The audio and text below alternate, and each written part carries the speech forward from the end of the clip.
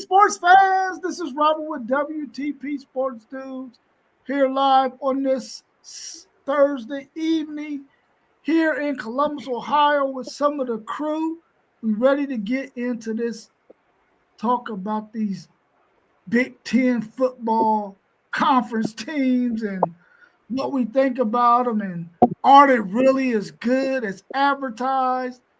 Are they going to win the national championship again this year? We're going to find out and see what everybody else has to say. We got our man Mossberg of Level Up Sports 10 with us here this evening. How you feeling, Mossberg?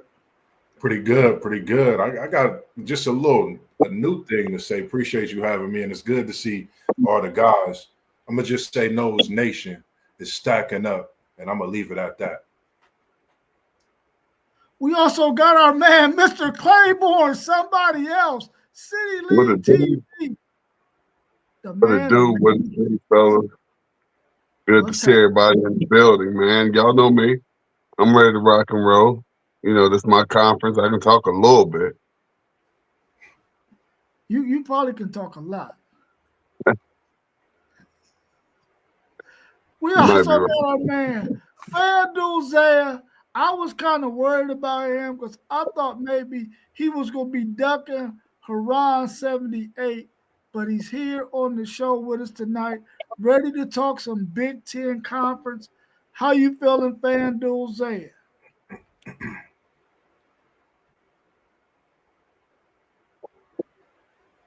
Maybe he ain't there yet. Well, while we waiting on FanDuel Zaya, we're going to go to our man Post Game. How you feeling this evening, Post Game? Man, I feel marvelous, man. We talking Big Ten football, and who else better to bring y'all that good talk than the homies from the Midwest? Facts. Those of you who are tuning in, if you did not get a chance to watch our Tuesday live stream interview with our man Post Game when he talked about his Notre Dame Fighting Irish, I'm telling you right now, you will be in for a treat. Go check out that video. It was all that and a bag of chips for sure. It was a great one for sure. Well, hopefully FanDuel can get his connection together because I really need him to be in here when we start talking about this Big Ten conference. Hopefully he'll be in here shortly. Let's give a shout out to our sponsors who are sponsoring this college football Big Ten conference video. Our man, Super Cat Nano 2820, his music on YouTube. Go check him out. He makes all of our music for our intros and our exits. Check him out on YouTube at Super Cat Nano. That's cat spelled with a K. Nano spelled Nayno. Check him out, 2820. I'm telling you, you will like what he does with his music and his beats. Go over there and check him out. Also, our man Kevin Bird and his wife, they got a catering business, KT's Good Eats LLC. You can find him on Instagram. Go check out those pictures of all the items that they make and can provide for you. If you decide to use their services, check him out on Instagram at Kevin J. Bird. That's Bird spelled BYRD on Instagram. Go check him out. Also, his sister owns Social Nutrition Sips and Good Conversation at 3136 South Hamilton Road, where you can get you a nutritious shake or an energy tea and some of the other products that she has at her shop. Trust me, you cannot go wrong with any of the products that she has in her shop. Trust me, you're going to like her. Also, we got our young man, the Chief, has his own apparel line. That's The Chief, DECHIEF .5991.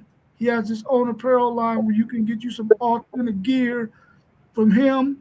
Trust me, go check him out on Instagram and on TikTok at The Chief, DECHIEF .5991. And we're going to let our man, T1, Mr. Claiborne, tell us about his apparel line. Y'all know what it is. Just nice and easy. It's black on black. So I don't know how well y'all can see that right there. It's the black on black XK. Y'all know how we do exclusive kicks on Facebook and Instagram. And those who know me, y'all know how to get in contact with me. Let's go. For sure. Let's go. All right, y'all. Well, let's get into some of this action, man. I'm not sure where our man FanDuel is at. Maybe he need me to add him to the stage. FanDuel, you there? Yeah, his mic muted. He's in there. His mic is muted. I know it. I think he said he had to work. So he might be there listening in, but his mic is muted as I see right now. Oh, okay, yeah. I'm going to take him off the screen there. All right, y'all. Well, let's go ahead and get into some of these questions, man, that we know the people want to hear our answers to.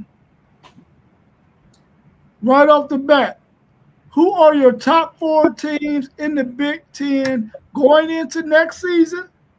Who's your honorable mention team that could possibly be in the top 4 at the end of the season? For me, I had, of course, the defending champs. You know, I got to respectively put them ahead at number 1. Then I got Oregon. And then followed by Oregon, I have Penn State. And his 4th team, it was like top 4. It was, I mean, it's kind of, you know, that 4 through. You don't really know because a lot of teams got to prove themselves once again. But I got Michigan. Michigan have not, you know, they close out the season on a great note. And they have a heck of a class coming in. And we all want to see what that class is going to do with the players that they have coming in from last season, returning as well. And then my honorable mention team, I actually have it's between Iowa and Illinois. I couldn't really separate both of them because I'm looking forward to seeing what both of them bring to the table. So I have Iowa and Illinois as that dark horse honorable mention. All right, yeah, I'll go. You know, Mr. Claiborne, this your conference, so you can take it last, my man. No doubt. Top 4. Y'all, for some reason, I think the Big Ten isn't going to play out how we think it's going to play out. That's just me. It's just a feeling I have. I could be wrong. But as of right now, I'm going to give the nod to Ohio State. Mr. Claiborne, your Buckeyes lost a lot, but they are loaded like a burrito in Las Vegas. I'm going to go Penn State. I'm going to go Oregon. And I'm going to go Illinois. And my dark horse or sleeper, man, I have a hard time between Michigan and USC. Man. I think you're going to automatically have the defending national champs. I mean, how could you not? Like he said, they loaded like a Mexican burrito. Did he say Mexican burrito? A Mexican burrito in Las Vegas, baby. In Las Vegas. I like that post game. I like that right there. They just reload. And guess what? They never lose a clip. They got clip on top of clip on top of clip. I got the Buckeyes up there. I think Oregon will be up there as well. Penn State. That 4th team was kind of tough. I'm thinking it's going to be either Illinois or USC. But I think Michigan will be in the top 5. They will be my honorable mention, the Michigan Wolverines. All right. I'm going to have to, of course, go with Ohio State. My Buckeyes, number 1. And in no order outside of number 1. So Ohio State, number 1, and Penn State, Oregon, and USC. Those are my 4. And my sleeper, my dark horse, I think Illinois has a favorable schedule this year. So I'm torn between Illinois and Indiana. And I'm almost with post game a little bit. I really don't think that it's going to shake up the way everybody thinks that it's going to. I think it's going to be some team. We may have a team or 2 that's going to surprise us coming out the Big Ten. So that nobody probably even mentioned right here. So it's going to be interesting to see how it play out. I wish we did have Zay in here to let us see what his top 4 too. I'll be very interested in hearing that. Yeah, Parlay Poe as well. What's going on? Yeah. Just I noticed y'all mentioned USC. I was heavy on USC last year with Malachi Moss. I know they had a heck of a recruit come in. They're number 1 right now going into next year as far as the 26. I'm wondering what that coaching staff is going to do for me for USC. I'm definitely a fan of USC, but just coming right away is just for me when I had them so high in hopes last year they let me down. So I'm not going to say I'm a ride day wave, but it's definitely a team, I'm looking at to see how they play this first month of the college football season. It'll be interesting for me to see how they fare out, offensively and defensively. Yeah. Did I leave Penn State out of there? Did I say Penn State? Yeah, you said Penn State. You got the automatic 3. Yeah. Okay. You got the automatic 3. Hello. What's going What's on? happening, Son Jose? Man, I'm sorry, man. I'm catching these sales right now, man. But I had to tap in. You feel what I'm saying? No apologies needed, bro. You right on time. Yeah. Oh, yeah. What was the question? Top 4? Top 4, yes, sir. Yeah, Man, it's possible. In the possible. So I'm going Ohio State, Illinois, Oregon, and I don't even want to do it, but I'm gonna say Indiana. Yeah, my possible is gonna be Michigan. Ooh, no Penn State. No Penn State. No Penn State, man. No. Oh, I forgot about Penn State. Yeah, I got to slide Michigan out. You right. Penn State is definitely going. Yeah, they definitely. They going. I forgot about Penn State because I don't believe in Drew Allard. They gonna go 10-2. Top 4 in the Big Ten. Yeah, they're gonna be. That's what I said. I forgot about Penn State for a second. They gonna be 10-2 though. We gonna pop them though. We're gonna beat them like they stole something. Anytime, yeah, we about to give Jim Nose what he's been looking for. It'll be personal. Yeah, it's gonna be very personal. That game is gonna be very personal. Yes, it is. So you feel like Indiana's gonna be better than Michigan? Yes, I do. I like that quarterback from Cal that they got. I think he's gonna be one of the better quarterbacks in the league.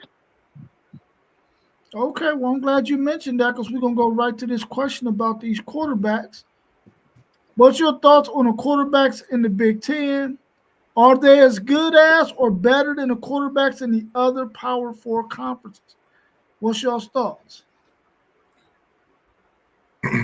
When you mentioned Drew Allard, you're talking about, I think he's one of the top seniors in this Big Ten class of quarterbacks. If you're looking at him being the head of the Big Ten, they're not definitely one of the conferences with quarterbacks that can compare to other conferences.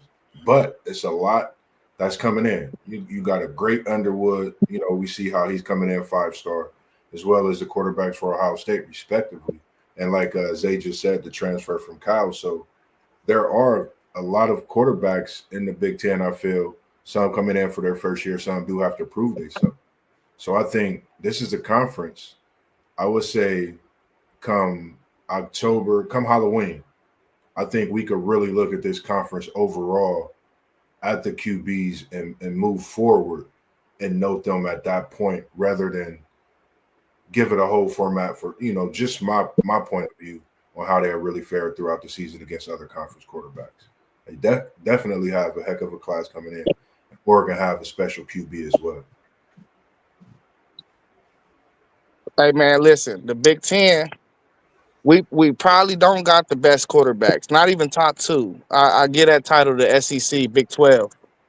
It's kind of a coin flip between the ACC and the Big Ten, but people gotta understand something.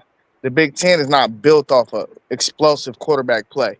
It's a lot of good defenses. It's a lot of running the ball. So that stuff. I mean, as long as a lot of these upper echelon teams got quarterbacks that's not turning the ball over, they're not gonna have the numbers and stuff that other guys around the country is gonna have because it's like a help me help type system in the Big Ten where your offense got to help your defense. It got to be a whole well-rounded thing. A lot of the time, you see the Big 12 teams, they slinging the ball across the field against everybody.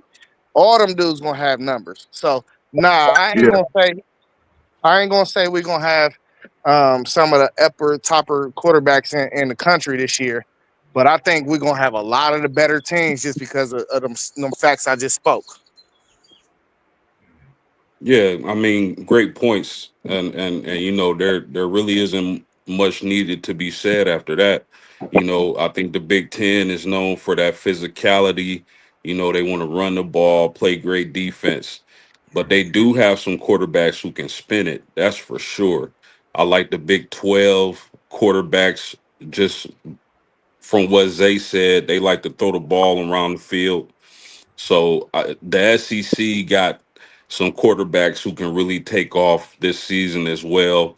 Some quarterbacks who would need to put their team on their back.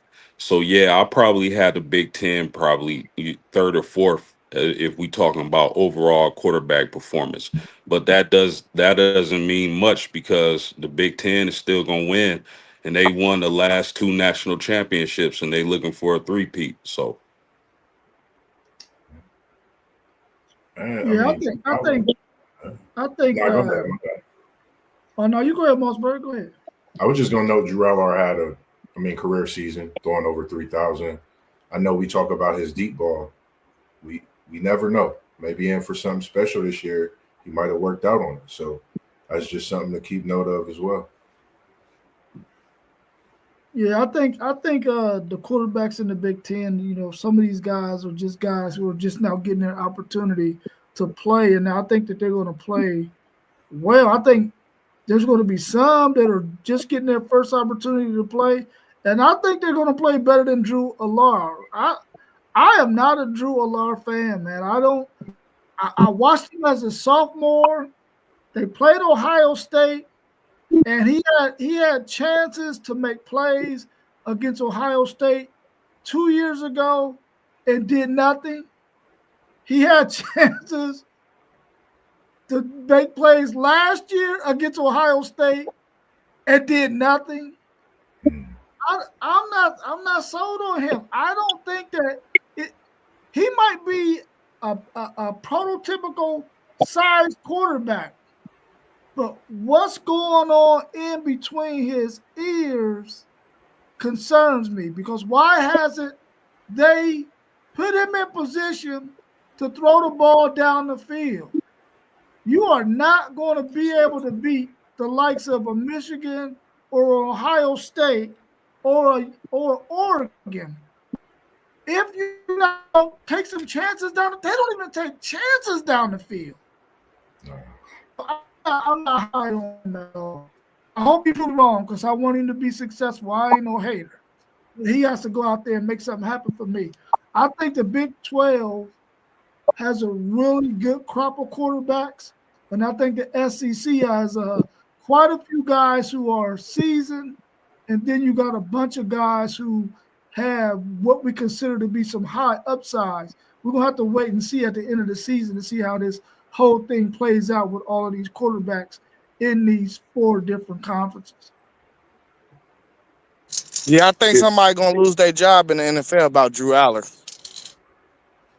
Yeah, that's gonna play out, and we're gonna see. And I'm gonna go with what Rob said too, like with the Big Ten.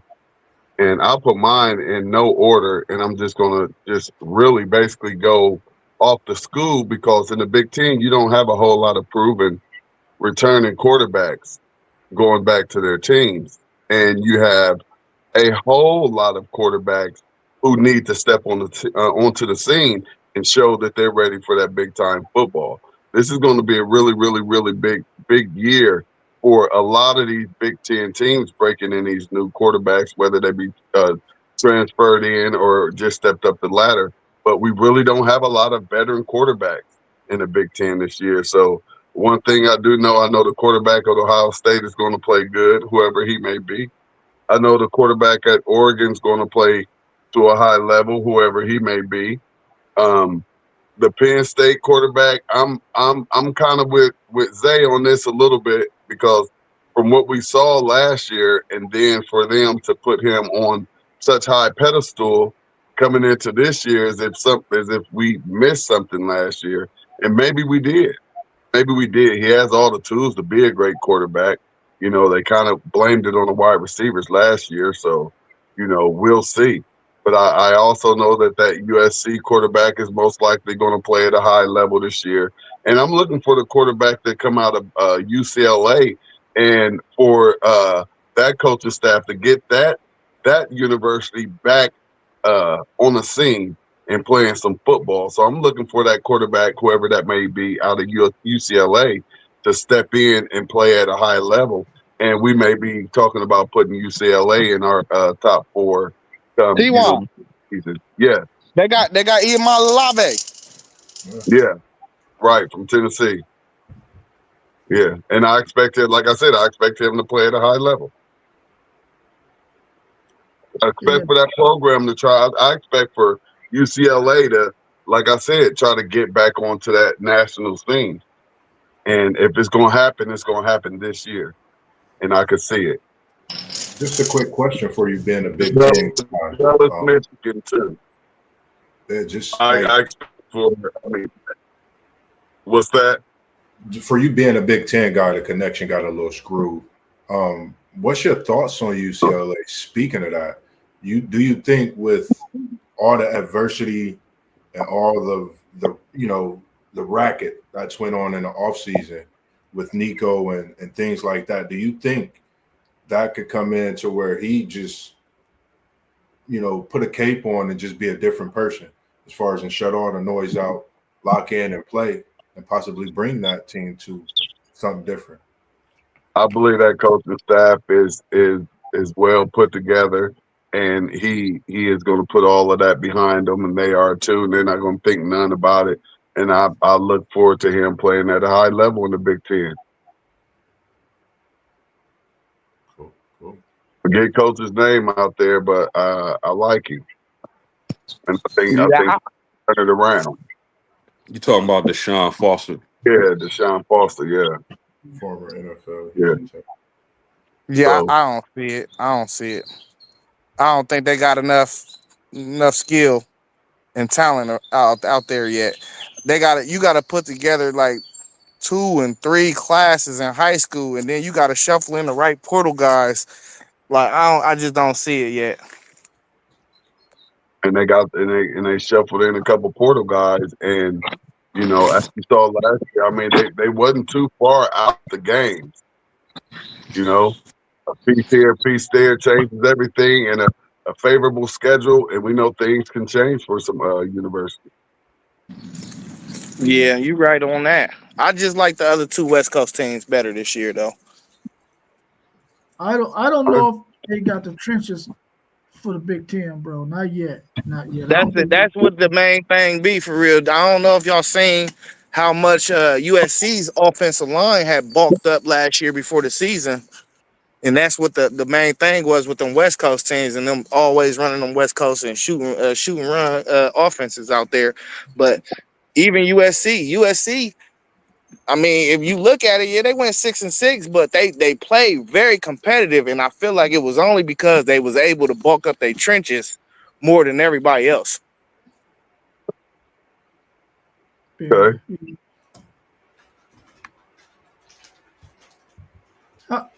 How good or bad do you see Underwood playing for Michigan? Does he have enough around him to pass for 2,000 yards and 15 touchdowns? I can go first with this one. I think he can get 2,000, but that may to just throw a true freshman out there and expect him to do what they are saying that they want him to do right now.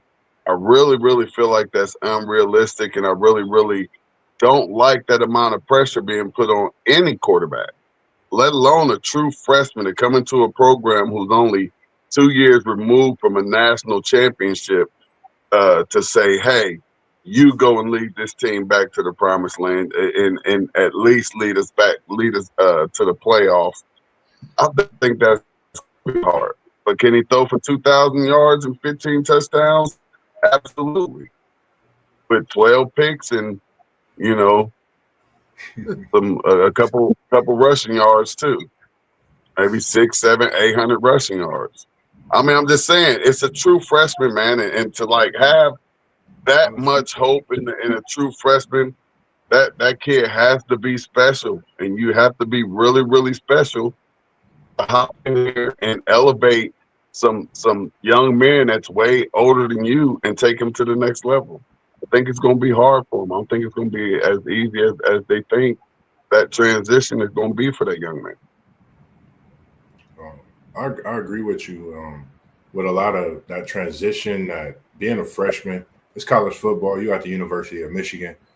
It's going to be enough pressure alone with that. You know what I mean? And, you know, one thing for me, I like seeing the number 10 on it.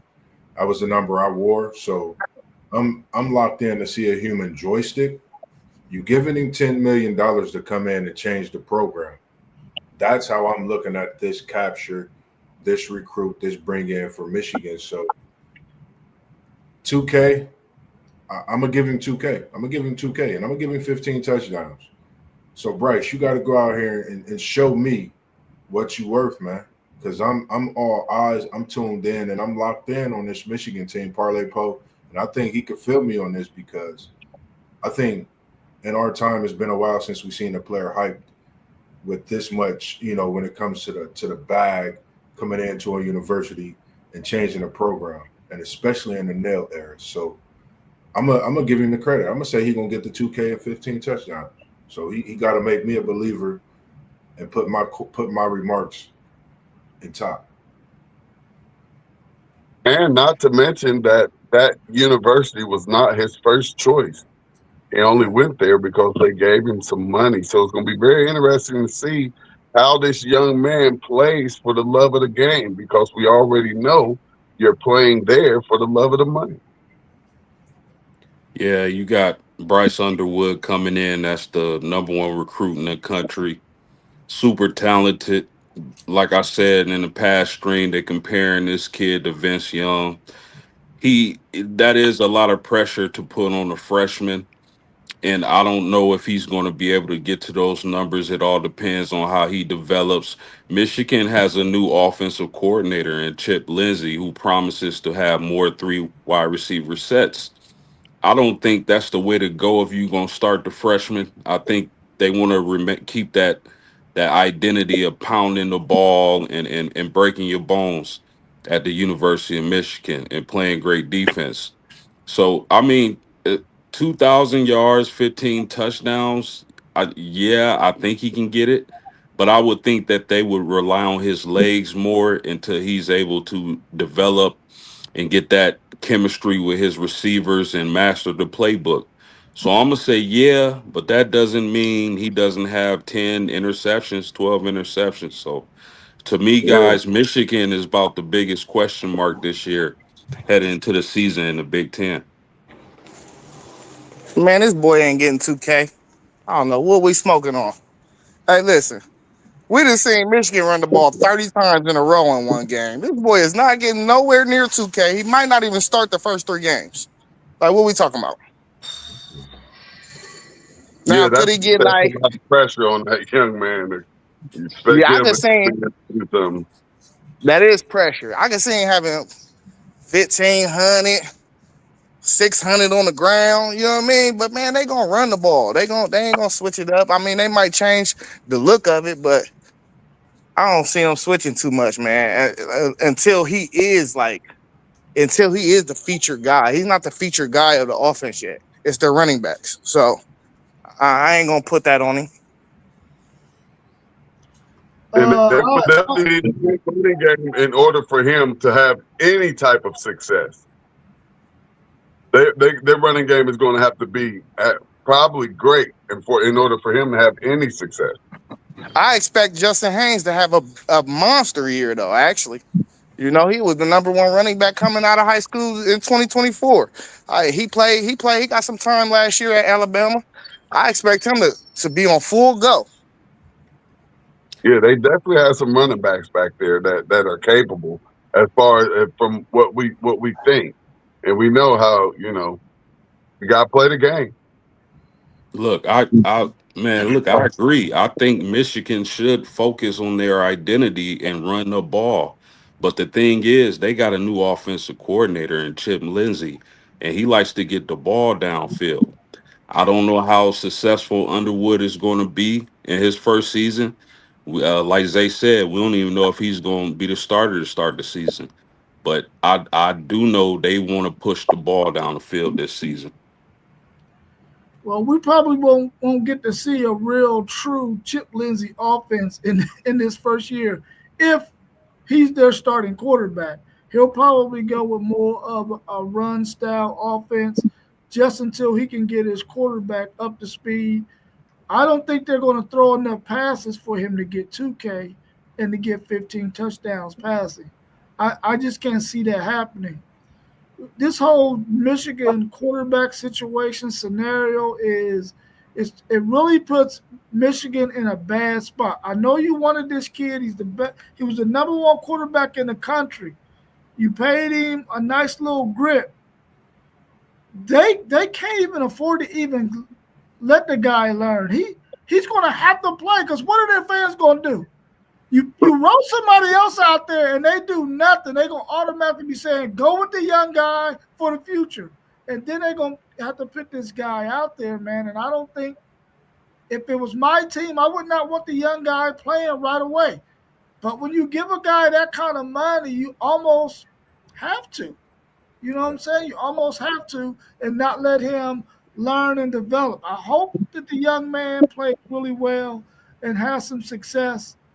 I just don't see it in the Big Ten, especially when you got all of these good defensive coordinators, man, who know how to scheme up stuff, man, who can probably take away your wide receivers in this instance, talking about Michigan, and then stopping the run, or at least putting a lot more bodies committed to stop the run.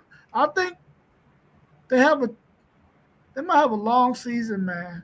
If they don't get this thing going, they might have a really, really long season. Really, really long season. Hey, and one more thing. I could see them doing more of a 2-quarterback setup this year than anything. Like where they just shuffle in Underwood and all shortest downs and do RPOs with him. And I don't know, put pressure on with that QB run. But as far as him throwing the ball, I don't see a lot from him. Yeah. Yeah, because his accuracy, look, we know a spring game is just a spring game, but he was very inaccurate. No touch. Yeah. A lot nice, strong arm, but he was not very accurate. I mean, I definitely will split the reps in the first game. Would they play Oklahoma the second game? I want to say it's the third game. It's the second game? Second. Yeah, second, because remember they suspended the coach for the third and fourth game, not the first and second game. Yeah, so I would definitely split the reps with him the first game, give him a little bit of reps in the Oklahoma game just so we can get a feel for playing against a really, really good defense, and then give him some more reps when they have another non-conference game and sort of working that way. Because if you put that guy out there as your starter against Oklahoma, you might shake his confidence for the rest of the season, in my opinion. And no, I'm kind of opposite. I won't give him no reps the very first game. I'll give him 0 reps. And I'll give him 0 reps in the OU game unless it calls for it. And then the next 2 cupcake games, I'll give him all the reps. Give him all the reps the next 2 games after that. I like that plan. They're starting the season against New Mexico. You can put a true freshman on the field for the entire game against a New Mexico. He's starting game 1. That's an easy game. That's an easy victory, and it's a great game. Let's see what he can go out here and do. We paid him. He's going out there and starting that first game. They didn't give him that money to sit the bench, and he didn't go there to sit the bench. He went there to start game 1 and be the first true freshman since I don't know when in Michigan history to start game one of a football season. Well, whoever they roll out game one starting, that's who they think they can beat OU with. So let's be very clear about that.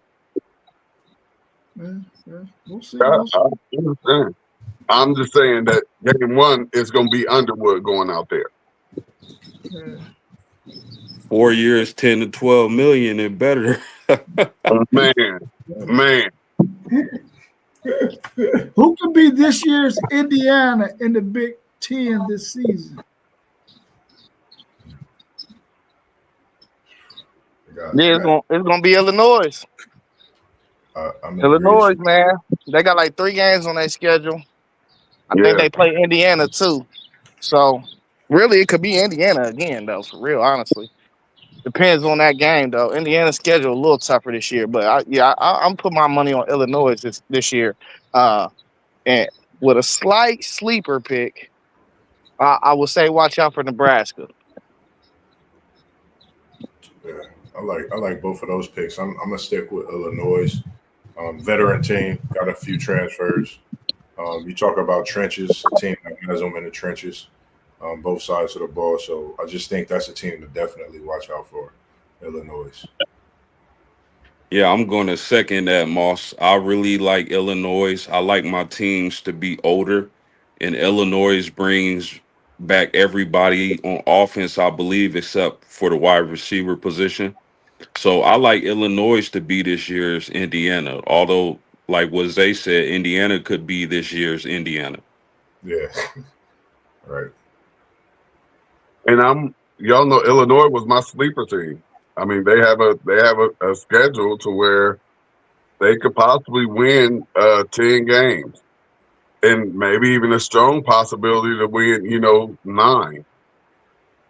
Like 10 would be great for them, but I definitely wouldn't be going on a limb and saying they would finish 8-4, which is good enough for a pretty nice bowl game. That might get you to that could get you somewhere. You never know.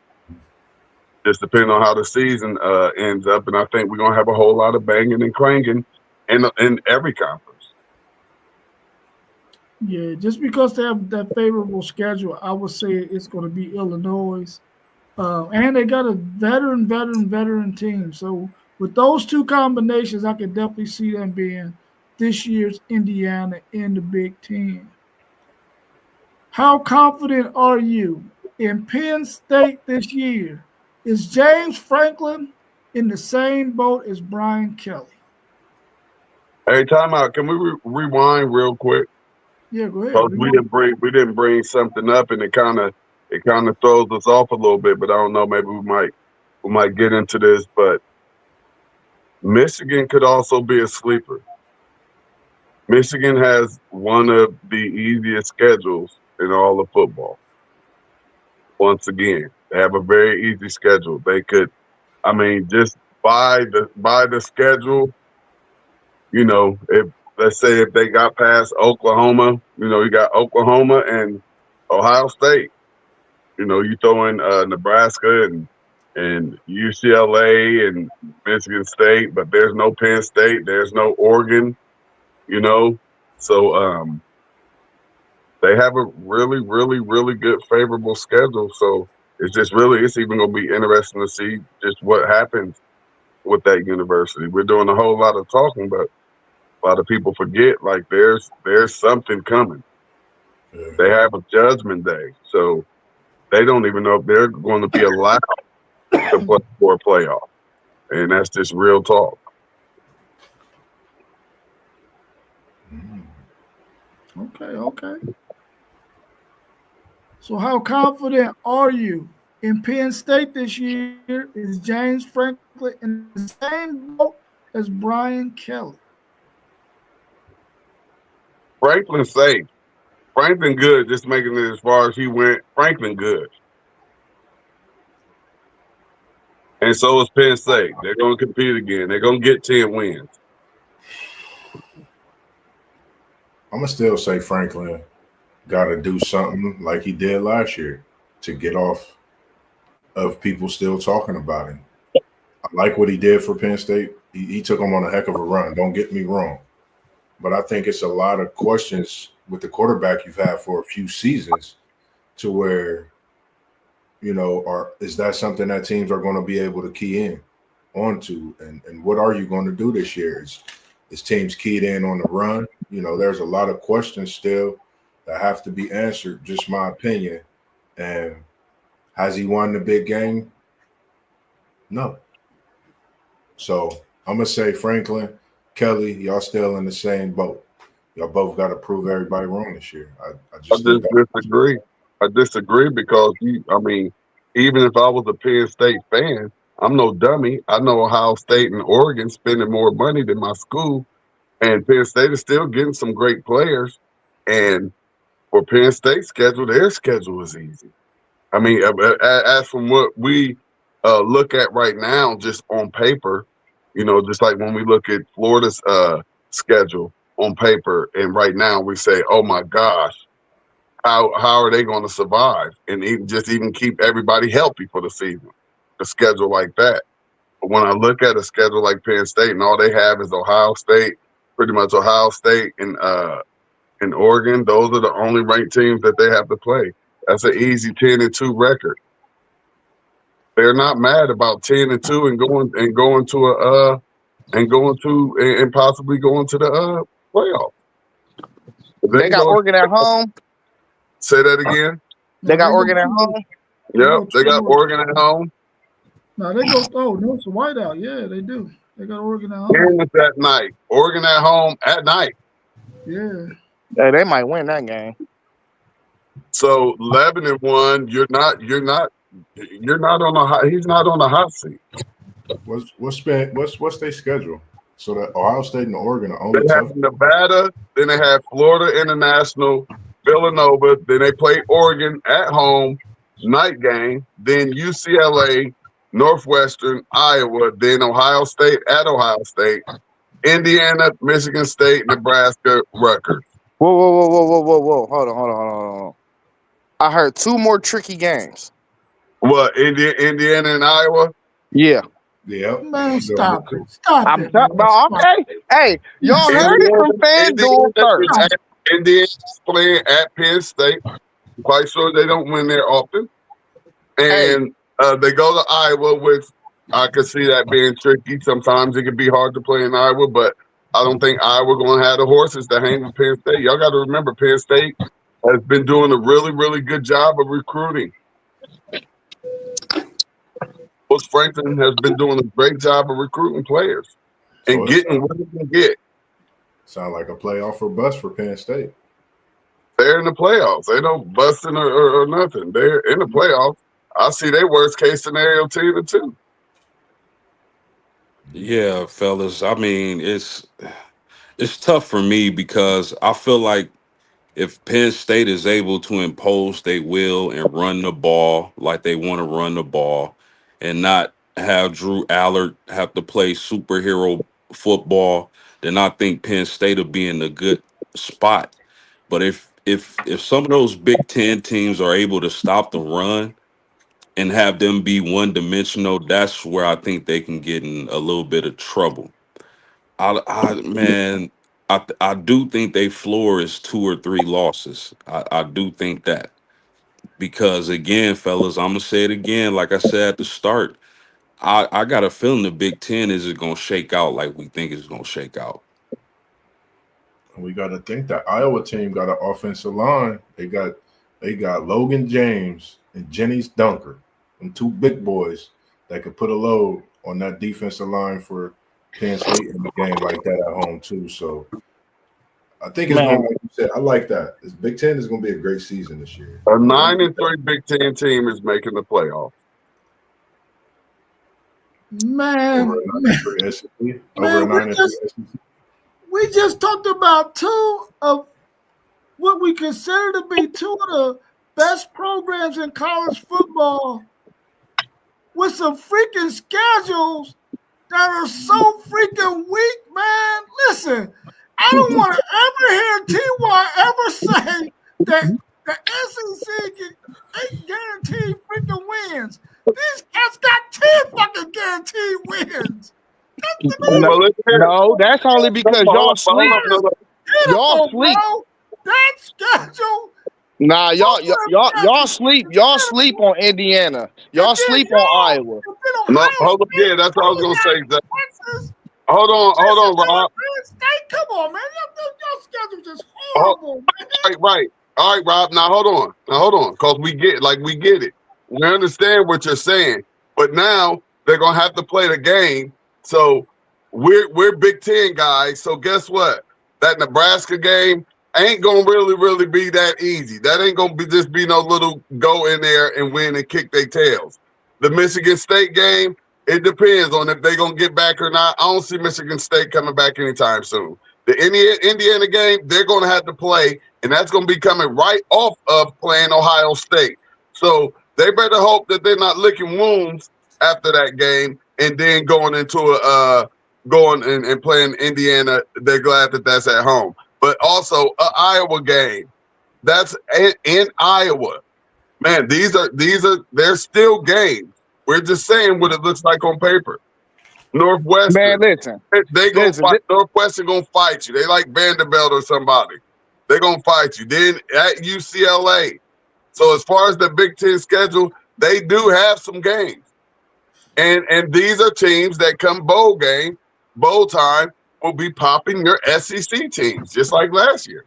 Hey, let me say something real quick, man. I'm tired of the disrespect on Iowa. Like, they don't got a top 20 defense almost every year. Stop playing with them, bro. Stop playing with them. All they need is a quarterback that can spin it, bro. Stop playing with them, though. We're not going to keep on doing that. We're not, no, hold on. We're not going to keep on treating them like Mississippi State. That's not what we're going to do. 100 offense. You said what? They always have pretty good offense and pretty good running back as well. Okay, what you saying? Bama scored 3 points against somebody at the end of the year last year.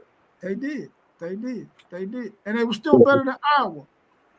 They wasn't better than Michigan, though. They weren't. Hey, they was close to the same record. So and how do you know that? All I'm saying is, man, if you go look at these SEC, we popped y'all last year, so you're not your conference. Y'all not allowed to talk to us for real. Y'all ain't did nothing, and we won the national championship. We took it away from y'all's conference. I already said that we're the captains now. Big Ten is the best conference because y'all won the last 2 national championships. But when you look at these schedules that y'all have in comparison to the SEC, it's with your SEC glasses on. Day. The SEC glasses on. It's like night and day. Hey, Vanderbilt wouldn't have never won 8 games in our conference. No, it's a fact. No, Kentucky ain't going to win it. Hey, Maryland would have beat Mississippi State. No, they wouldn't. That's y'all's worst team versus our worst team. Yes, they would have beat Mississippi State. No, they wouldn't. Hey, fellas, I gotta agree with FanDuel Zay about Iowa because we know they're gonna run the ball. We know they're gonna play great defense. We know they got a great coach, but their new quarterback, that guy is gonna be a problem if you haven't heard about him yet. They sleep. Let them sleep. They got them 2 boys. I'm telling you, they got them 2 boys on the line: Logan Jones and Jennings Duncan. Them some corn fed. They eat soul food. They're gonna be ready for Penn State. I hope so, man. I hope so. But them schedules. That Penn State schedule is a little soft. Hey, no. If y'all don't handle business, man, y'all might play them in a bowl game. Right. And smash them. We were running them out the stadium, bro. Well, I ain't gonna deny that fact. Y'all got more horses than them. I won't deny that fact. I'm just saying, y'all don't handle business. They gonna be in the same record lane as y'all if y'all don't handle business. Possibly, because our schedule is tougher. What's going to be the biggest storyline in the Big Ten this year? Oh, this is easy. What happens to Michigan? And we're gonna find out in 30 to 60 days. That's the biggest storyline. What are they going to do? You understand that the Michigan fans have on their blinders and they said, hey, our coach didn't know anything about this. this dude was just doing all of this stuff on his own. But from what I know, this stuff went to court. So that sounds good talking amongst friends and, you know, or rivals or whatever or whatnot. But when we're just putting out what took place for the past 3 years, you know, all the way up, I'm just me personally, I'll give them all the way up to when they found out and they gave Harbaugh, how many games they gave Harbaugh? 4 games. They suspended Harbaugh for 4 games. It go from all the way up to there. That's how far it's going. But we'll see, and I think that's going to be the biggest storyline. And what happens, whether it's a hammer, whether it's a screwdriver or a power drill, something's going to happen. The biggest storyline is going to be, can the Ohio State Buckeyes repeat? I don't care about what's going to happen in Michigan. I hear you, my brother T1. But, man, everybody want to see it be done. Who's going to be the next dynasty? And we got a prime opportunity right here just waiting in our lap. We're going to have another top 3 most talented rosters again this year. Now we getting credit for having one of the better coaching staffs. We got to get it done, man. No excuses. We're going to come, we're going to put up, or we're going to shut up. I'm in totally agreement with that. And you know how I am. I think in leading to that, what y'all getting, you know, back and repeating, you know, my question, everybody gonna want to know if it's gonna be a 5th straight loss or win. And I think with that being said, I think if y'all win, I think that propels y'all, you know, to that next step towards that playoff, to the possibility of repeating. You know, I think, you know, if we really look at it, I think that definitely is a question alone to go with that national championship. And I think you got to conquer that in order to make that step towards repeating that championship respectively. You know, they just don't seem like they're the team that they were the last few years, of course, but of course they're going to be up and ready for this game. They've won it for the last 4 years. So just looking on that, of course, along with the allegations along with that as well. What it do, KT? Hey, man, KT, man, y'all in the worst conference, man. Stop it. So when you talk about the biggest storyline in the Big Ten, I think you can go several ways. And I also think, to my Ohio State brothers, man, y'all got to beat Michigan this year, because if y'all don't, that's going to be a huge storyline. Y'all gotta beat Michigan this year, my guys. And I think one quarterback that can pop in the Big Ten, not saying they're going to win the Big Ten, but a quarterback who can be really impressive is the kid Dante Moore from Oregon. That could be a big storyline. So, and I like his receivers he got with Rico Flores, and I can't remember the other kid's name, but I mean, freshman, Vicorian Moore. There you go, my guy. And when we talk about last year's Indiana, Illinois could be a big storyline. You hear FanDuel Zay talk about Iowa, and I'm agreeing with that. They could be a storyline. So it's a lot of things that could take place and be big storylines in this Big Ten, and I can't wait. Yeah. I don't think, I don't think is Ohio State going to repeat. I don't look at that as a big storyline. That's something that a whole lot of people are expecting, even outside of Columbus. Some people are picking Ohio State to repeat. So I don't look at that as a big storyline, since, you know, we're so used to having so much success here in Columbus, Ohio. We're gonna get to KT's question a little bit later on in the show. I mean, the biggest storyline is probably No, the Big Ten is not overrated. We just showed that in the bowl games last year. So that was an easy answer for that question. Well, absolutely. But we've also said that the bowl games don't mean nothing if it ain't the CFP. So I mean, which one is it? Which one?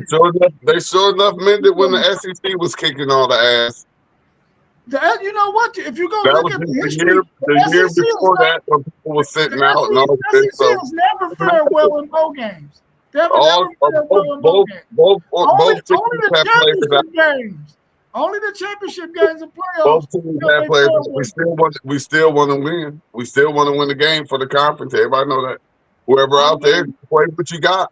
Your second and third stringers need to be able to go out there and put some work in. I guess if you say so. And Texas has good second and third and fourth string. For sure. I think the biggest storyline is will Purdue win more than one game? Ooh, Ooh. that's just disrespectful. That's diabolical, WTP Sports, dude. Well, that one game beat Notre Dame. Oh, Ooh. Coming at you straight at Well, you. that one Close game game. beat a game where they just put it all together. You know, they used to, Notre Dame used to letting somebody slip and slide through the back door. Are they playing out at Notre Dame or at Purdue? I don't know. You have to ask post game that. He just looking at talk smack about his squad. Talk to us, Coach, man. Where we playing that game at? Man, listen, I know my brother is just trolling, man. I know he can't be serious. He can't be serious. Come on, man. what's going on with Wisconsin, man? Can they get back up towards the top in the next 5 years? Can they get back up there? Man, a Big Ten is tough. It's a tough recruiting. It's tough recruiting in a Big Ten when you add in that West Coast. And a team like Wisconsin, he said he was a Notre Dame, used to be a Notre Dame fan. A team like Wisconsin is. I'm used to seeing them battle for the conference year in, year out. To see them not battling in the conference last year with the conference realignment with teams coming in, and see Indiana kind of make themselves known, and seeing coming into this season, I don't know. It might take a few more years. I think 3. I give them 3. In the tough Big Ten conference, I'm gonna just say I'm gonna give Wisconsin 3 years to get it right. I think it's only right before anybody else go that Mr. Claiborne, you have the floor and you are able to address that comment. No, I'm straight. I'm straight, Buckeye. You know, I don't get down with Notre Dame. But look, there was like probably about 10 years ago or something, or maybe even 12 years ago. Like I tried to do this year. Like I'm like so just Ohio. I just like all Ohio. And one time I said I'm gonna look for a college team to look at and just try to root for them. And it just so happened to be Notre Dame. But I just couldn't. I just can't do it.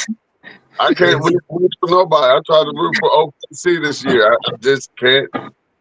My body won't let me do it. I can't root for anybody. So I actually have never been a fan of anyone outside of Ohio since I've been like 13 years old. Before that, like people who know me knew I was a Raiders fan and a Steelers fan and a Lakers fan. Those were all my people. Yeah, the problem is 10 to 12 years ago, my guy, Brian Kelly was our coach. Don't try that again with Marcus Freeman now being our head coach, man.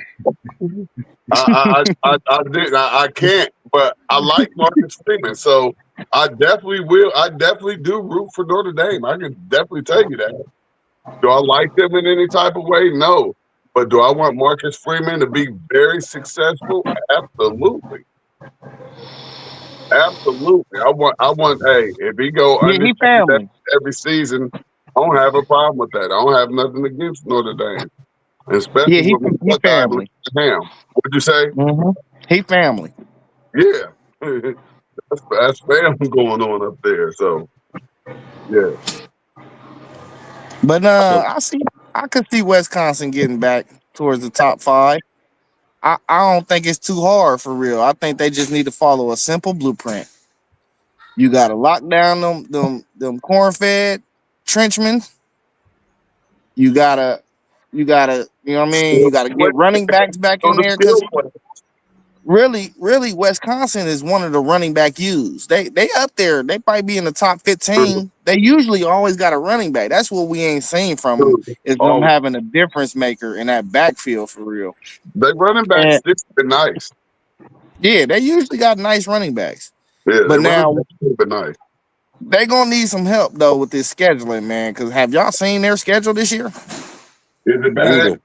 Brutal. It's brutal. It's probably the hardest schedule in the Big Ten, probably. So they won't be coming back this year. We know it won't be this year. Huh?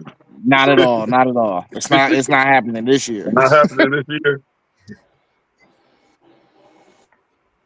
I mean, Wisconsin, in years past was always one of the better teams in the Big Ten, but not so much now. Yeah.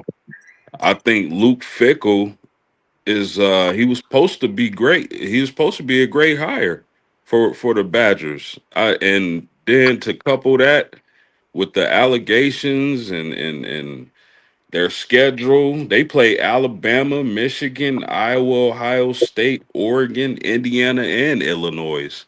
So if I can't say it'll be this year. Could they bounce back and be up there with the elites in the Big Ten in the years to come? Maybe, but next year it won't be this year, man. I don't think I'm sorry. In this NIL era, I don't think a team like Wisconsin is going to climb back up in there. I don't think they're going to make it. It's a little too cold, and it just ain't worth it. Well, they definitely gonna have to take a page out of Indiana's book and then hope that they get a really, really favorable schedule in order to make it look good. Because they're not, like you said, in this NIL era, they can't even get the trenches like they used to. So, if you can't do that, your running game ain't what it used to be. Because you can, with them, with the line they used to have, you can put any running back there and they're gonna do their thing. Even though they have some great running backs, I think the line was the biggest difference for them, and they ain't gonna be able to duplicate that anytime soon because they just can't compete on the NIL level. So they better take a page out of Indiana's book, go to North Dakota State and pluck some of them dudes, man, because they're probably putting more players in the NFL than freaking Wisconsin right now. Yeah. Well, no, Wisconsin always got some linemen going to the league. You better believe that. Wisconsin's offensive linemen getting drafted every single year. That ain't gonna stop. Yeah, in a minute they're gonna be hurting though. Yeah, true. That's what I'm saying. I mean, they ain't gonna be able to bid with nobody. Would y'all rather the Big Ten had Oklahoma and Texas or the Pac-12 teams?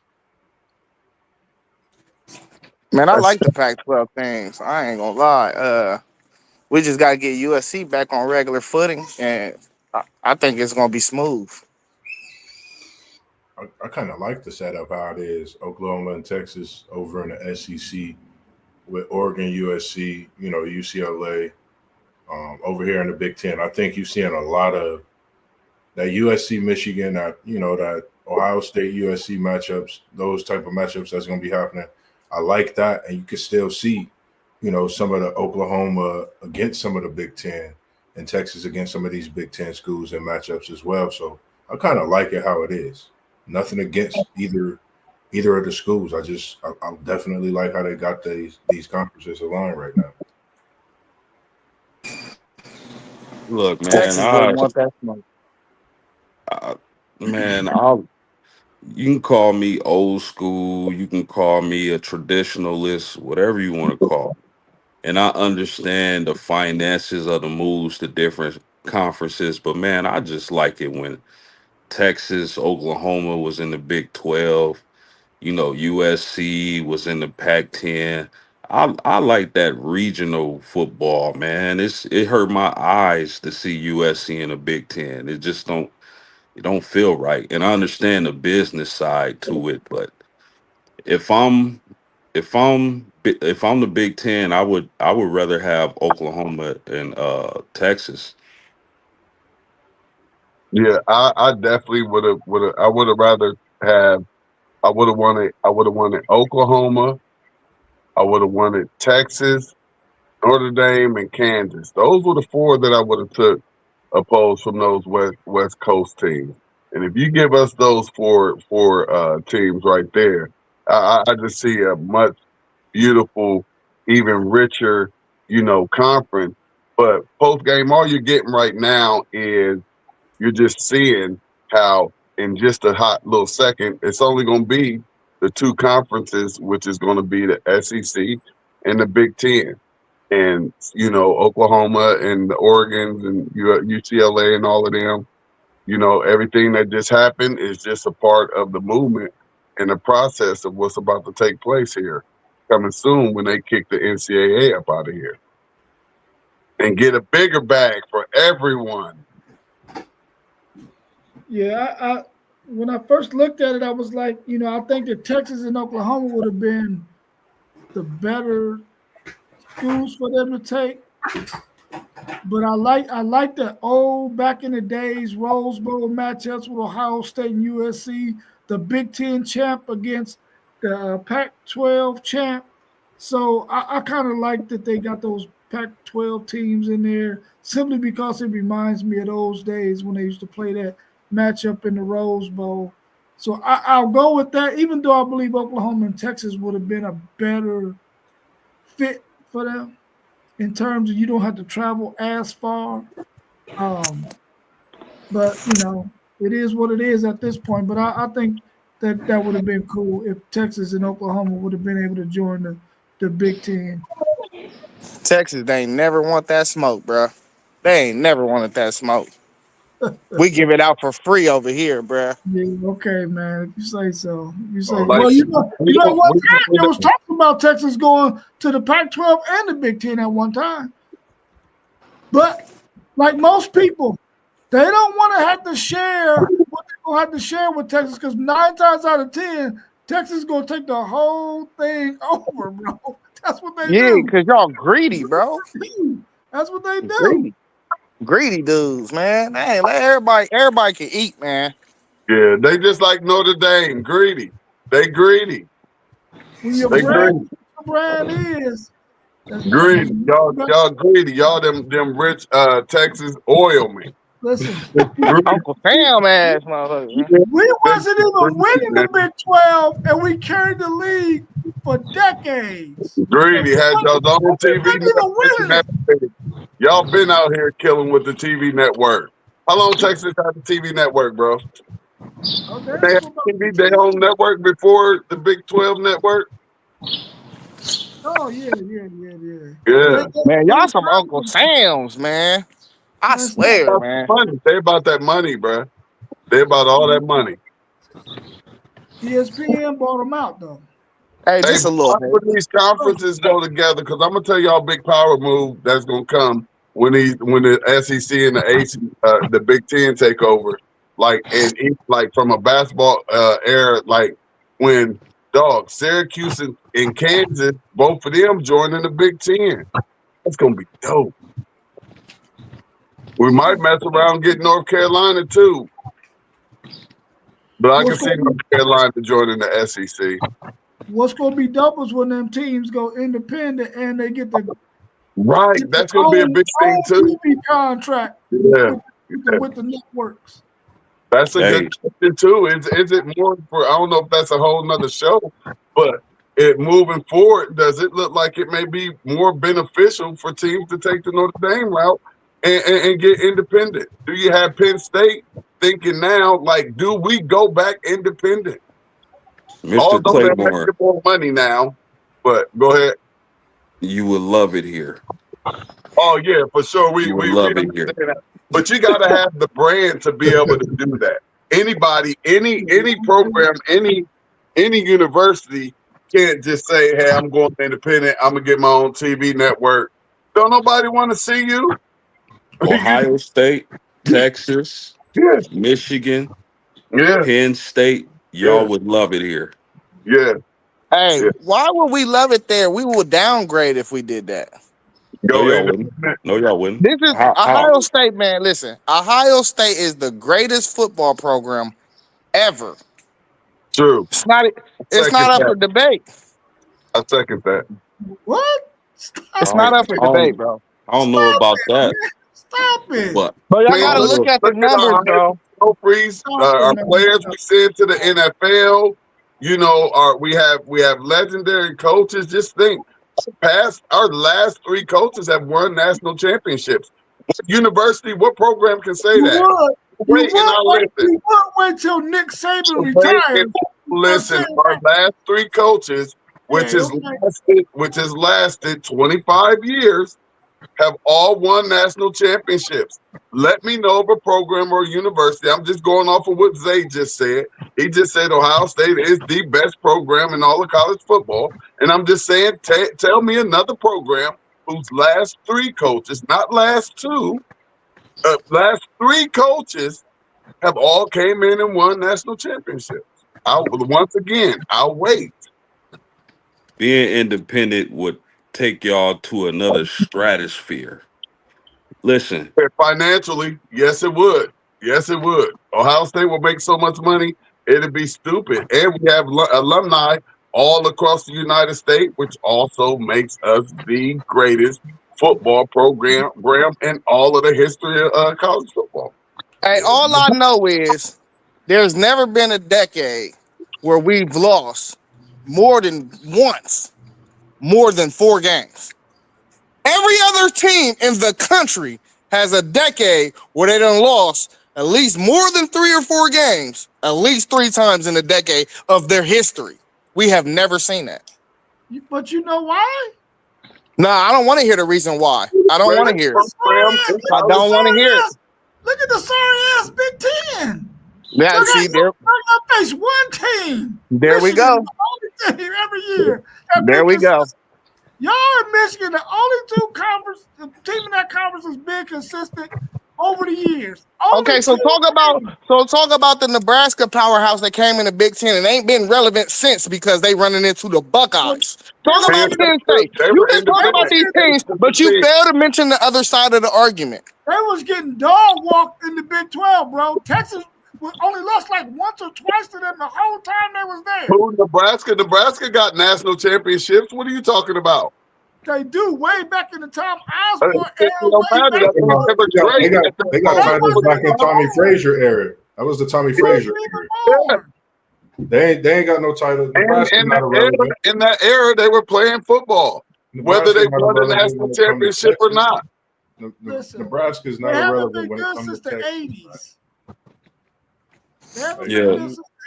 Respectfully, like Ohio State has been a dominant team. When you talking about all of college football, I mean that's a whole different discussion. That's Who you gonna say?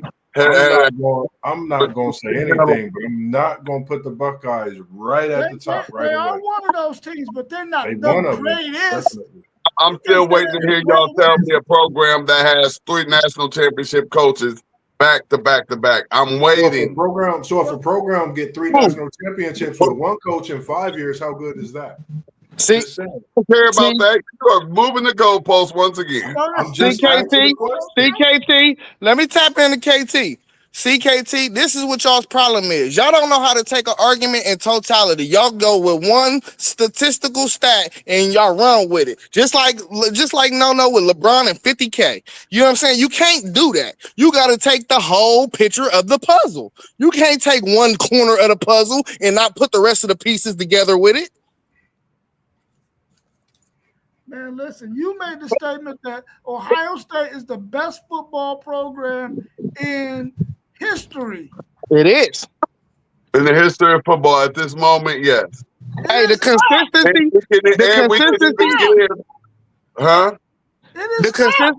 Listen, Nick Saban just won 7 national titles and what? Okay. Now take out that one coach's era, and what do you have from that program? Nothing but Bear Bryant, and that's it. And they gave him everything that he got. So why you can't take out the Nick Saban era? There's nothing. You got 3 in 25 years, and he got 7 in what? 12? And that does not make that program better than us in totality. That makes him the best. That makes him the best recruiter That make in the history of the game because he got all the best players year in and year out, and you better win. And he ain't playing no cupcake schedule every year like y'all was playing. Only team y'all Oh, played yes, was he did. He had a whole lot of cupcake schedule. but you switching the argument. You switching the argument. Now, if you want to say, I don't agree. I don't agree that they're the best football Move the program. goalposts. and that's your right. That's your right. But if you want to argue the greatest dynastic stretch, then you can argue Alabama. But we talking about the whole totality of the whole thing since NCAA football became a thing. And don't go talking to me about no Yale and all that. They don't even exist no more. Nick Saban has the best college football dynasty. I will give that to him. He has the best college football dynasty with his tenure at the University of Alabama. And not to mention, didn't he win one at LSU too? Yeah, Or he won one at LSU. Yeah. So during Nick Saban's era, Nick Saban was the GOAT. That's hands down. That one man, not his program, it was him. So let me Ohio State is a go ahead, program. Paul. It's not one coach. It's not a player. It's not a quarterback. It's a program. And it's a brotherhood like no other. And that's why they go there, and they say that all the time. So this is a serious question, and this is to the Ohio State brothers. Yes, sir. Let's just say, because we all know y'all got a mega talented team. If y'all have 2 losses and then y'all go in the Michigan game and lose, how do y'all feel about Ryan Day as y'all coach? I'm just a hypothetical. Hypothetically speaking, How do you feel about Ryan Day after that? first of all, I have to ask you to go and open up the history book and see how far you would have to go back to see Ohio State with 2 losses going into the Michigan game. You would have to look very, very, very, very far. So this is one of those great hypothetical questions that you actually can use an example of what a hypothetical question is. It's something that we're just saying. We know that there's not one chance in hell for this to happen. But if that were to happen, the reason but if rock with me for a second. The reason I want to answer your question, Paul. Hold on, just let him get on. Hold on. I'm not saying y'all gonna lose that many games. I'm just saying last year I heard a lot of stuff about Ryan Day from the Ohio State fan base. And if y'all for some reason struggle this season and lose to Michigan, is Day still y'all guy? That's all I want to know. Hey, I want y'all. And listen, rewind the tape on me. I've already said what I said. If he lose again, we need to push him out of the fucking door because I don't give a fuck about a national championship. I want to beat Michigan every goddamn year. You can rewind the tape on me. I said that 6 months ago. Who was that? Hit the next question post game because my question is, do y'all? I can care less if it equaled a national championship. I don't care if we never beat them again, but every year was the national championship. We can go 0-57 against them. But if it equals 57 natties, I could care less if we ever beat them again. And I don't care if they beat us by 57 points. See, in post game, this is where me and T1 is different. Let me explain something real so I can be very clear about this. If we lose to Michigan, 9 times out of 10, this was a different year. That means we're not really capable of winning the national championship. So really, it's one and the same for me. Usually when we beat Michigan, we got a top tier team and they should win the national They should be in the conversation to win the national championship. So go ahead and beat them. Forget we talking about losing to them. Let's get that out of our minds, T1. We got to drink off of that, bro. We got to drink that out of your mind or something. I don't know. We're going to have to do something about that. we cannot keep on losing to these guys because they are the worst type of guys that you can let get wins. They are the worst type of guys. Poe won't shut up. He threw a card in the dude's window driving down the E-way, and the dude been talking crazy on the podcast. What are we talking about? Man, you know T.Y. don't believe that either, man. T.Y., Michigan has been living rent-free in his head ever since they lost. He's always mentioning Michigan in the chat almost every other day. Hey, And nobody is talking about Michigan, your second team is just hot and in the news. When I'm strolling on social media, just like we're on social media right now, when I'm on my stuff and I'm going strolling through social media, it comes up. They know I'm interested in this rivalry. They know I'm invested in all things college football, Ohio State, Michigan that pop up. So it comes through my thread. So I'm seeing all of this stuff that's going on with Michigan and this case that they got going on with them. So I share it with my sports guys that I thought we talked about sports, but now they so sensitive and I'm not allowed to talk about Michigan and they're living rent-free up in my head. How about I'm just numb now to the rivalry because since 2001, like I get it. We've lost 4 straight. I get it. And then after watching last year's game, I'm like, and you already know how I feel about sports and how they're all made up and rigged and stuff. After watching that game, I really could care less about the outcome of that game because I know it is what it is. But I got so numb. Y'all talking about first y'all was at 3, you know what I mean? That year last year. Now y'all at 4. Like, dude, we went 5, 6, 7, 8, and then did it again and went all the way up to 5 and 6 and 7. Dog, it that's what messed the rivalry up. You know, that's what messed it up. That's why now Ohio State fans can be like, okay, we got so numb to like kicking y'all's ass since 2001. And y'all are just now getting something and you still have this cloud over your head. So what's going to happen when they say, oh, was Connor on the schedule then? Yep. All right. That was he then? Yep. And guess what Michigan going to be saying? Well, we beat y'all. Do y'all hear Ohio State talking about what we did with all of them victories that they stole from us just for sharing our tattoos and personal football equipment? I mean, of course, we was looking like, hey, hold up, time out. That ain't got nothing to do with football. Why are you taking these wins away? And now we're talking about something that actually has to do with football. And you're talking about a coach that said, hey, I'm going to beat Ohio State or I'm going to die trying. You see what happened. His college career died trying to beat Ohio State. He beat Ohio State, won the national championship, and left because he know he did wrong. And now y'all mad at Ohio State fans because we're numb to we just took 4 L's. I compare it to the kids in the hood. They're numb to death. They see so much of it. There ain't nothing to get your homie's shirt or their face on the T-shirt.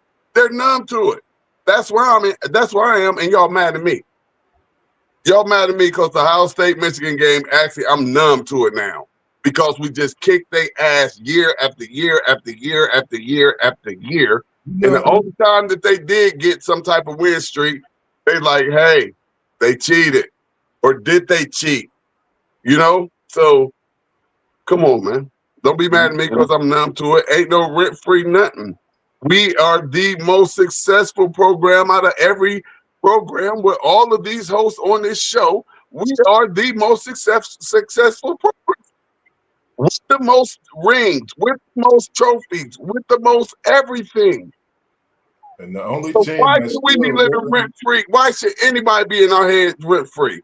I'm done. Y'all know I could do this all day long. Because the storyline's still going to exist this season. Mr. T1, Mr. Claiborne, City League. I'm still going to get my T-shirt with the face on. Will y'all get the gold pants back? That's going to be the question. And this is why we hot. Hey, y'all remember that song Mims back in the day? This is why we hot. Because ain't your team 500 in the last 10 years in your rivalry matchup? Exactly. We ain't talking about y'all. We ain't talking about y'all at all. Y'all won 4 straight. Bums? Just by what y'all doing, that lets me know what the rivalry in this fourth straight has done to you guys. Respectively, y'all done got y'all national championship. So it's Man, just you gonna be a sound crazy. Hey, It's gonna post be a game says storyline. Mr. 1-11. Listen, Hey. can you believe this kid? I'm gonna take it on all day long. Hit my jack, man. Hey, y'all crazy, My man. Seminoles. Man, I Mr. can't wait till this season start, man. We got any more questions, man? I'm gonna say August real 30th. quick though, y'all, because I know we've been on for over an hour. Mr. Claiborne, you cannot tell me that you wouldn't be elated with a victory over Michigan this year, though. Absolutely would have been elated if we could have popped them last year. Yes, I would. I'll be happy. I will be extremely happy. But guess what? I will be like, all right, come on with this Big Ten championship game. Come on with these playoffs. I'm with Michigan is win, lose, draw, whatever, whatnot. Now with this 12-team playoff, yes, I want to beat Michigan every single game. Like y'all ain't never heard me say that I don't. I want us to win every single game. But me with sports now and knowing how this stuff get down, I don't know if y'all looked at the thing that I put in the chat with Mike Bibby talking about the NBA and how they'll put certain referees on the court so that they can make sure that they get the outcome that they want. It's all in sports. It's ruled by Vegas. So I really trust none of it. You just have to put the BTA like Ohio State did in the playoffs to take it out of their hands. Other than that, they can control it. And I don't even know if they had something to do with that. I'm not putting my money against it. That they didn't already have planned Ohio State was going to lose to Michigan, and then we're going to let them run the table and go win the Natty. Man, I watched that game 3 times. It's no way. I still don't understand how we lost that game. It ain't got nothing to do with the refs. I watch it. And, hey, y'all, look, no lie. I watch it, and I think the results are going to be different. I promise you, I still be thinking we gonna win. I ain't even lying to you. I go watch it right now, and I promise you, come the fourth quarter, I'm like, shit, it ain't gonna be no fourth straight this year. And then I wake up, man. Crazy, man. I promise you. They don't understand, dog, that game. After watching that game, everybody in America said what all at the same time. What the fuck did I just watch? Excuse my language. We can bleep that out. Yeah, I broke my Xbox controller. You was one of them dudes on them commercials. You ain't break so you wasn't that crazy. Yeah, I threw it at the wall, and I ain't talked to nobody for the rest of the day, for real. RB was not in the chat. Well, let's hit these 3 questions real quick, and so we can get up out of here. Who's your favorite to win the Big Ten Player of the Year? Ooh, that's a good one. Nice. That's nice. I don't know, but I'm gonna go with Sane. I'm gonna go for him to light it up and be that player that Nick Saban said that he was bringing into Alabama to get them back to the promised land. So I believe he's gonna put the numbers up. All that line got to do is stand tall for him, and I believe his numbers may eclipse what Howard did last year, yardage wise. Yeah, go ahead. Somebody go ahead. With the Buckeyes, for me, it's Smitty from O Block folk. Ain't no other way around it. You talking about a specimen. We know what he bringing to the table, regardless if OSU figure out their quarterback system. When in doubt, put the ball up. You're gonna go get it. That's who I got for Big Ten Player of the Year. Well, I was going to say him, but since you said him, I'll pivot, and I'm going to say Luke Altmaier. That's a good one. Yeah. And who is that for our viewers out here? Quarterback, Illinois. I'm gonna go with the running back for Michigan. Haynes. Yes. I mean, okay. So you think they're going 10-2? Okay. No, I just think he don't rush. The running back for Michigan actually can have a great season, and they not be looking too good in that win category. They can put up the numbers. Yeah, they gonna give it to somebody who would at the top of the conference though. So I mean, Moss said Smitty. I'm gonna go Smitty, but just to throw another name out there, I'm gonna say Jordan James, the running back from Oregon. That's good. Hey, listen here. Let's not forget. Let's not forget that this is really actually an Ohio State quarterback award. So let's see if that Ohio State quarterback can get back to this offensive player of the year. I mean, y'all can go and open up. Y'all can go open up the books if y'all want to. Y'all can laugh. Kyle McCord messed it up, but before him, everybody got it. You're proving our point that Ohio State has been in a whack conference. Nah, we just head and shoulders. We are just head and shoulders. Only one other team is good in the conference consistently. Only one other team. No, Well, we just beat up on two of your conference teams within a matter of weeks, my brother. So you cannot talk about Ohio State nor our conference for what we did to your conference. Y'all didn't beat up on us. We did beat on y'all. Did you lose? You need to rewatch that game, bro. Hey, y'all, they made sure they kept y'all close. They kept y'all close. Bro, y'all were 2 penalties away from getting blown out. They kept y'all close. Yeah, y'all were 2 penalties away from getting blown out. We were 2 penalties away from getting blown out, but y'all was 2 penalties away from for not calling penalties from getting blown out. Then. Yeah, okay. That sounds good. Listen, it sounds good for a deaf man. Once we settled in, we had y'all, bro. We had y'all. Y'all didn't have nothing. Man, listen. Your right tackle couldn't block nobody. Your quarterback, he always heard the footsteps. Like, what did y'all have? Like, I'm confused. We ran the ball anytime we wanted to run. And we still had a chance to tie the game up at 21. And our quarterback didn't even play well. They try to help y'all. They try to help y'all. No, your quarterback they did a great job of keeping y'all in the game. Let's move on. Y'all said we up in a minute. It's probably because I'm on here and I talk too much. What percentage are you giving Michigan to make it 5 straight wins over Ohio State? I'll give it 12%. I'll give it 5. Oh 50, man, 50 coming from Mossberg. 50, it's too much dysfunction. 13 and 12. That's a good point, Zay. That it is a lot of dysfunction and shit. Just because it's the rivalry, I give it 30%. I really want to go 0 because they may have to open the portal back up, but that's a whole nother story. Man. I'm quite sure it was 0 last year. Hey, bro, T-Wall, bro. Your brain just worked like so perfect at the perfect moments, bro. He said they gonna have to open the portal. The coach gonna get struck.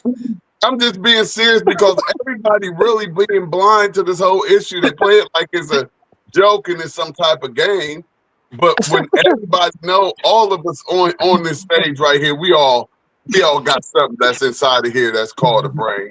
I don't think that there's anybody on here that can honestly say, no, Michigan didn't cheat, did everything by the books the way that they were supposed to do it. I don't think we have anybody on this panel that's going to say that outside of Polar Bear and No and Moss, because they Michigan fans too.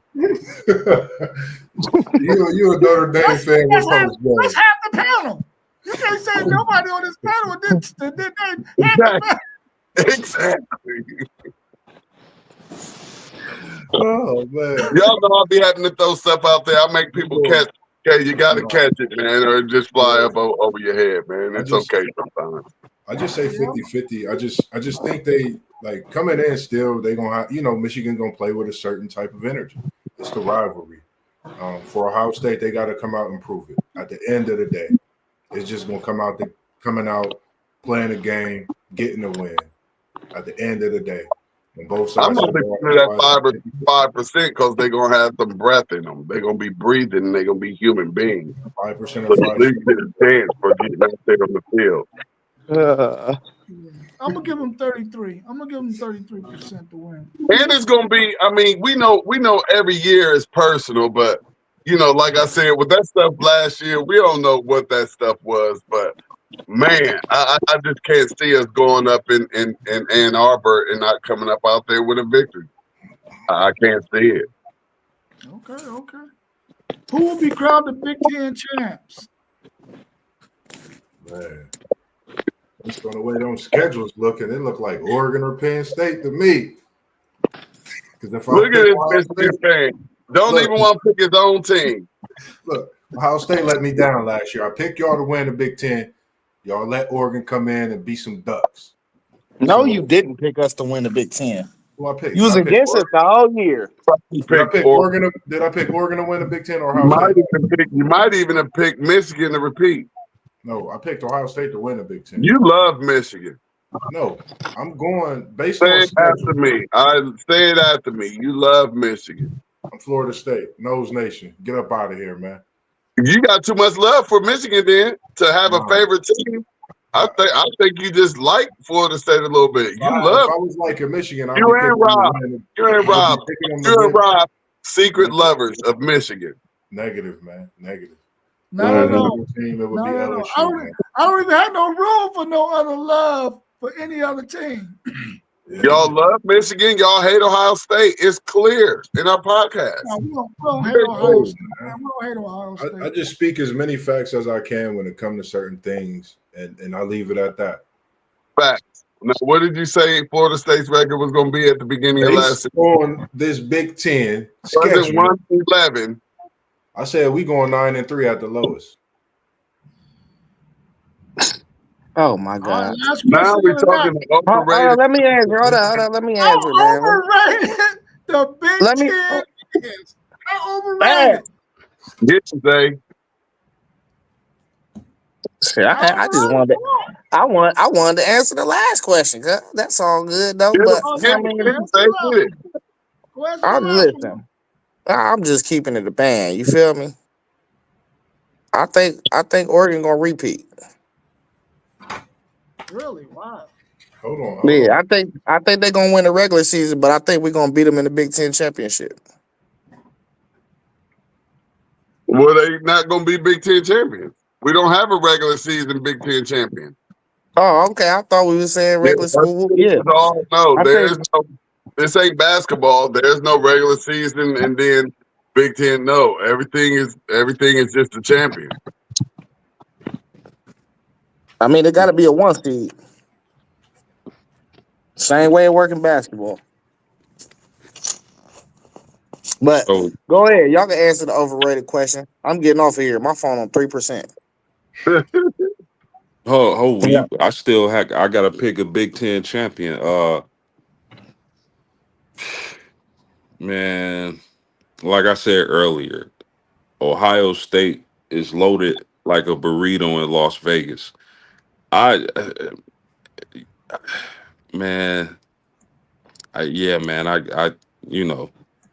no hater. I give it to Ohio State. Yeah, we don't even play Oregon. Why would you put them ahead of us as the Big Ten champion? They're not even on our schedule. All we got is Penn State and Michigan. That's exactly why they don't play us. Texas, Penn State and Michigan. They wouldn't play us until I said they're gonna win the regular season in the Big Ten, and I said we're gonna beat them in the Big Ten championship just because they don't play us. So you feel like y'all have the possibility? We're gonna be regular season champions. We're gonna be regular season champions too. Like I said, we're gonna have tougher games against Penn State and Michigan. That Texas game, and we're gonna see when the season starts. Penn State and Michigan will be almost 2 times as hard of a game than that Texas game 1. Yeah, but I think. Listen, I think it's going to be a 2-way tie in the Big Ten, though. I don't think it's going to be an out. And they're going to have to break it down to points. That's a good point.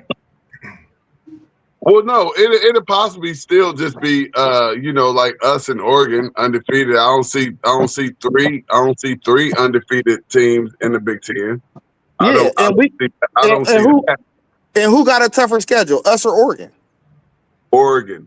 So they're going to win the tie. No, we got a way harder schedule than them. Thank you. I got the tougher schedule. We got a way harder schedule than them, bro. I see what you mean too. And they gonna win the tie based off a point. Oregon just got Penn State. So that's exactly why they're gonna win a tie in points. So Oregon 12-0. FanDuel, when you mentioned Oregon being the winner of the Big Ten Conference. Oh, I forgot. No, they losing to Penn State at Penn State. They're going to win there. Is there a possibility that you saying your Buckeyes, with you mentioning the repeat, them possibly going through that same type of route going through that they did last year if they don't win the Big Ten? I think both of them teams is going to be undefeated in the Big Ten by the end of the year, and they're going to win the regular season by a point system. Just like at the end of the year when the year is over and you look up who won the Big Ten, the regular they're going to always list it at the end of the season when it's all in the books. They're going to list Oregon number 1 because of a point system. Do you hear what you're saying? You can look up the standings right now. No, I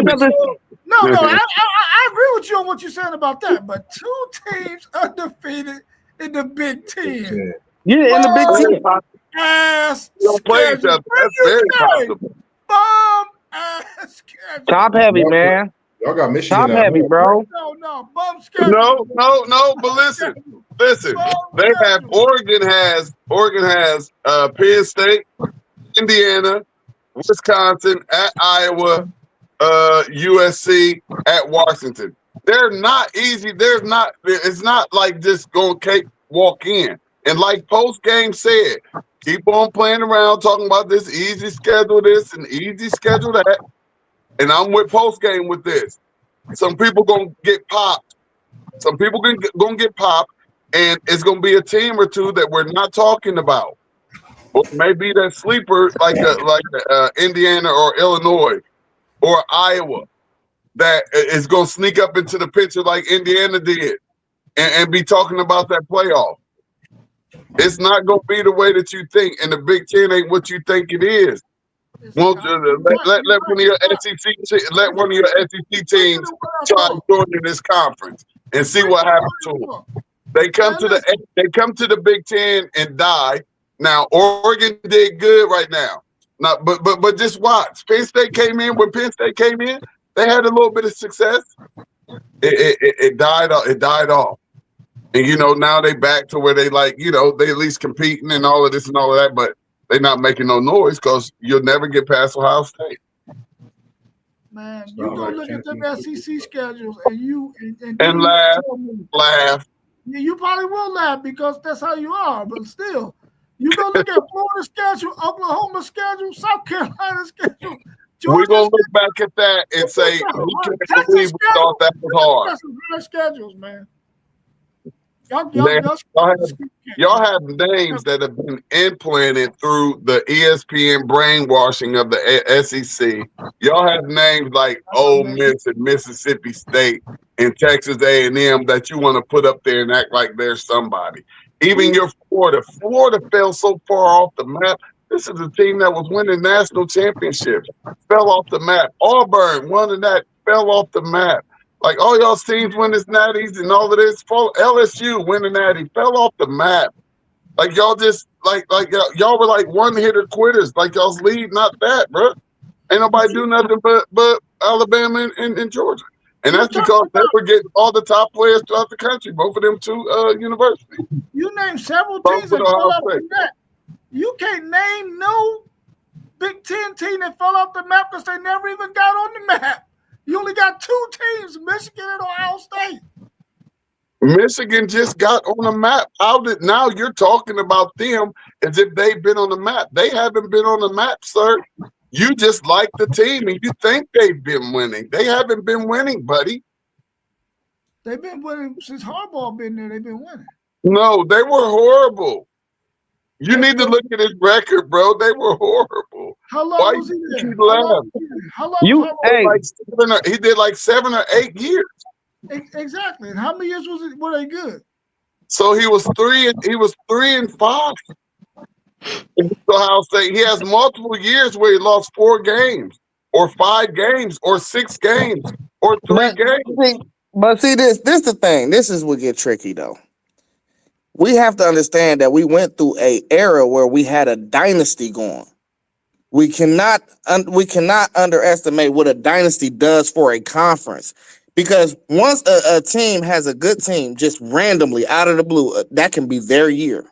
And once you beat that team in that dynasty, it's just like how the Lakers and the Spurs was battling back in the day, except for if you just took one of them teams and you just threw a ping pong ball out to any other organization or in the conference and said, okay, we're gonna pick that team to be good this year. It's the same thing, bro. You got the dynasty, and then like you had the LSU team this year, and then you had the Auburn team, like T1 was saying, and then Georgia start coming. So like, it wasn't like it was all these different programs in that conference that was being good. No, teams just had good teams every once in a while. And the difference from the SEC and the Big Ten is we had teams making it. We just didn't have teams winning it. Wisconsin made it to the playoffs. Michigan State made it to the playoffs. Come on now, what we talking about? Michigan made it to the playoffs. We had teams that was making it to the playoffs. They just wasn't finishing it because they was running up into the goddamn dynasty. What are we talking about? Wisconsin made it to the playoffs? Yes, Wisconsin made like the second or third 14 playoff. You better go do your research, buddy. All right, I gotta go, man. My phone on 2%. Okay, love you, bro. Be good, bro. Love y'all. 12 team playoff? Hey, the 12-team playoff. 2002, You talking about the 4 team. 2002, 2014, and the one they just won, I was at. Those are 3 national championships since 2000. So all this almighty Ohio State win national championships and whatnot, I'm just sick of hearing it from the fans. I respect them, and I respect what they do as a university. Consistency, having a legitimate overall like dynasty and what they do, we get it. But 2002, 2014, and just the one they just recently won, that's national championships. So it's not a lot to really sit here and go crazy over. That's 3, yeah. Really? Is there anybody on this podcast right now with 3 national championships? Was a Seminole. Past 21 years? How many my Seminoles got? I'm confused about what you're talking about right now, brother. It sounds like you said it's a bad thing that we only have 3 natties. I'm not 20, negating. I'm not negating it. It's just that so people don't understand when you look at the years, 2002, 2014, and y'all just got one. That was 10 years ago that y'all. I don't got to go into it. That's a whole nother level of right. So what you got since then? You said what? Me? Just a team that's won 33 straight. That's still in the record books, and I'm waiting for a team to step up and bat and get that record. But that's for a whole nother discussion when we get to talking records and all that different stuff. You y'all only got 1 since then, and we started the BCS in that. But we got 3. Y'all only have 1. You saying it like I get what y'all saying. Y'all only won it in 2002 and 2014 and now. And for me, this is another thing. When you Buckeye fans see Buckeyes, you don't even know Buckeyes. So that's a whole nother level of why I be a certain way when it comes to Buckeyes. Yeah, but worldwide fan. I've been out the country. Fans don't even know who Buckeyes are. What are you talking about? No, I'm just saying these Buckeyes in this world. So that's another reason why I'm just a Seminole fan, and I stay on my side. I have my talk and my ways because every Buckeye fan don't even know when Buckeyes are sitting in the building having great eats amongst people that they say are Buckeye fans, but just don't know. So until that Buckeye faithful together figure out who's who, and know who they talking about when they talk, and know all their players respectively. Not all, but some. We have the easiest hootie hoo call, and you gonna act like you don't know it. I don't know it because I don't listen to it. Oh, I don't care where I go, I can get that. And guess who's gonna show up? Buckeye fans. We do know who each other is. Y'all don't be loud all the time. It take y'all a couple OHs to get loud. Y'all supposed to be loud right off the bat. I'ma just say. But I respect your Buckeyes, man. You know it. You don't. And we don't want to respect. Your respect ain't no good. Y'all got to double back this national. That's what I feel like. Y'all got the team. Here in the post game. His respect ain't even no good here post game. We don't want it. Take it and shove it. I need somebody to put in our chat. My when we goodness. do the thing, show me where Wisconsin made it to the 14 playoff, because I can't find it. I can't find it. Did they make it with Jonathan Taylor? Yeah. I don't think so, but maybe they did. I don't know. They didn't win. Did they win the Big Ten? Yeah, Wisconsin got a Big Ten.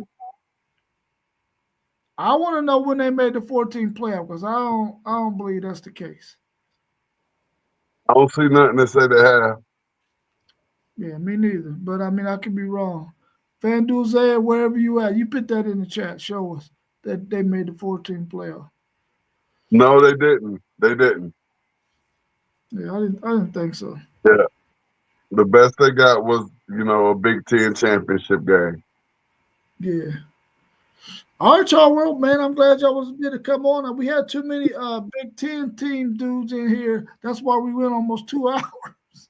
It was thick. It was going.